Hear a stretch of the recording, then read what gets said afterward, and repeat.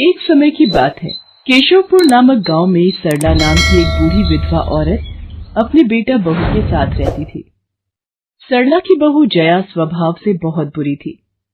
वो रोजाना सरला से बात बात पर लड़ती रहती थी। सरला का पति किशन शहर में मजदूरी करता था, इसलिए वो कभी कभी ही गांव आ पाता था। किशन शहर से घर खर्चे के लिए पैसे भेजता तो 2 लिफाफे भेजता, एक अपनी माँ के नाम और एक अपनी पत्नी के नाम। पर जया सरला के पैसे भी अपने पास ही रख लेती थी।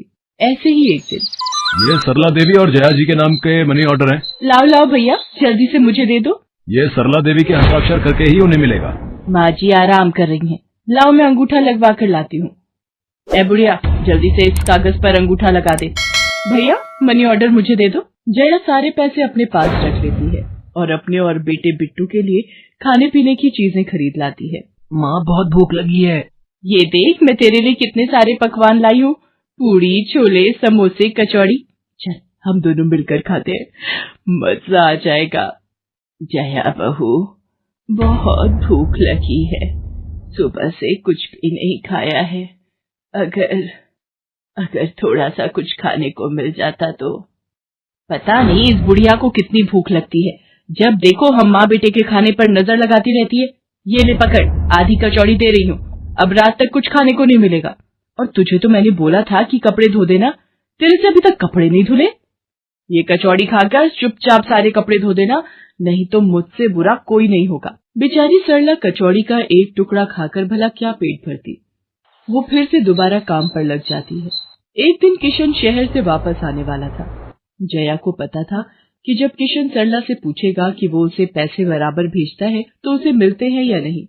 ये बात सोचकर जया थोड़ा घबरा जाती है और वो सरला से कहती है, ओ बुढ़िया, अगर तूने अपने बेटे से कहा कि तुझे उसके भेजे हुए पैसे नहीं मिलते तो मुझसे बुरा कोई नहीं होगा। वो तो एक दिन रहकर चले जाएंगे, उसके बाद जो मैं तेरा हाल करूंगी ना, फिर तू देखती रह जाएगी। इसलिए अपने बेटे के सामने दुखड़े रोने की कोशिश मत करना। नहीं बहू, मैं किशन को कुछ नहीं कहूंगी। माँ मैंने तुम्हें पैसे भेजे थे, वो तुम्हें मिल गए थे ना? अरे आप बिना कैसी बातें करते हो, माँ जी को मैं बराबर से पैसे देती रहती हूँ। माँ जी ये लो गरम गरम पनीर के पकौड़े, आप भी खाओ। किशन 2 दिन रहकर शहर वापस चला जाता है। जया फिर से अपने रूप में आ जाती है। दिन भर सरला काम करके एक दिन चक्की से आटा पिसवा कर लौट रही थी कि अचानक उसे चक्कर आ जाते हैं। रिक्शा में जाती एक लड़की देख लेती है। भैया इन्हें उठाने में मेरी मदद करो, बेचारी पता नहीं कौन है। सुमन, ये तेरे साथ कौन है? ये रास्ते में बेहोश हो गई थी, मैं इन्हें घर ले आई, लगता है इन्हें होश आ गया है। अब कैसा लग रहा है आपको? मैं ठीक हूँ बेटी, तुम्हारा बहुत बहुत शुक्रिया बेटी। माँ जी आप इतनी भारी आटे की बोरी अकेले ही उठा कर ले जा रही थी, आपके बच्चे या कोई? सरला की आंखों में आंसू आ जाते हैं, वो रो पड़ती है। माँ जी कोई परेशानी है तो आप हमसे कह सकते हो, मुझे लग रहा है आप बहुत परेशानी में हो। क्या करूं बेटी, मैं इस जीवन से हार गई हूँ। सरला के दुख का घड़ा फूट जाता है और वो सारा दुख सुमन और बाकी लड़कियों को बताती है। अब इस संसार में जीने की कोई इच्छा नहीं है मेरी। माँ जी ऐसा मत सोचिए, आप जीवन से यूं निराश मत होइए। अब आप अपनी बहू के पास वापस मत जाना, आप यहाँ हमारे साथ रहो। बेटी तुम बहुत अच्छी हो, भगवान तुम्हारा भला करे। तुम लोग यहाँ गांव में रहती हो क्या? जी माँ जी, हम मेहंदी वाली हैं, हम लोग मेहंदी लगाने का काम करती हैं और आसपास के गांव और शहरों में मेहंदी लगाने जाती हैं। क्या मैं भी ये काम सीख सकती हूँ? क्यों नहीं, बिल्कुल, और ये तो बहुत अच्छी बात है, हमारे ग्रुप में आप भी जुड़ जाओगे, मैं आपको मेहंदी लगाना सिखाऊंगी। सरला अब उन लड़कियों के साथ ही रहने लगी और कुछ ही समय में वो बहुत अच्छी मेहंदी लगाना सीख गई। इधर जया सरला के कुछ दिन तक वापस न आने से घबरा जाती है। ये बुढ़िया इतने दिनों से कहाँ गायब है, मुझे तो कोई खोज खबर नहीं है।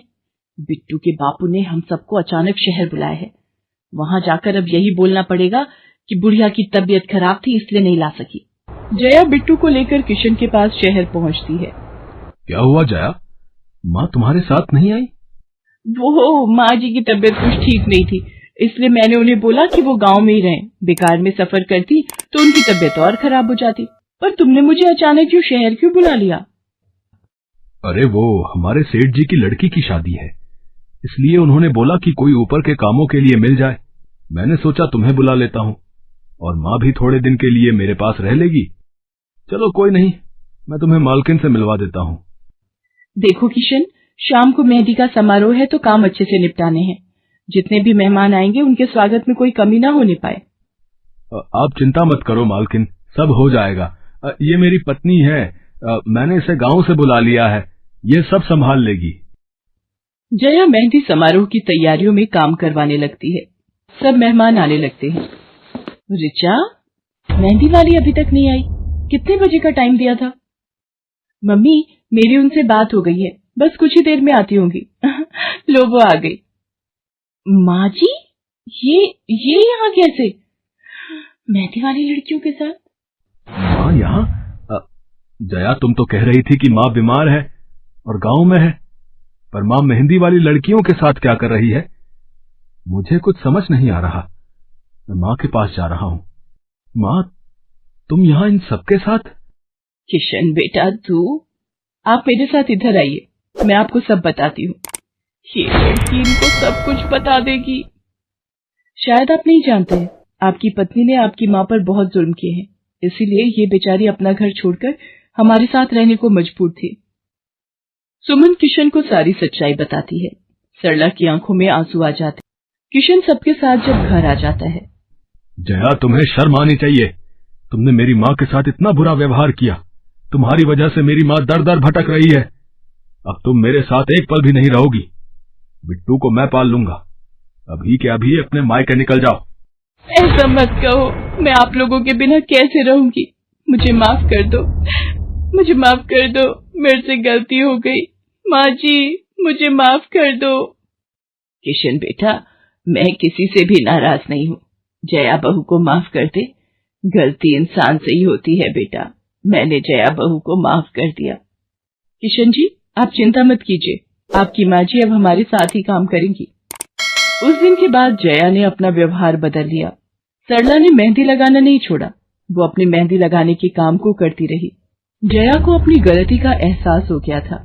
अब वो भी सरला की बहुत देखभाल करती थी।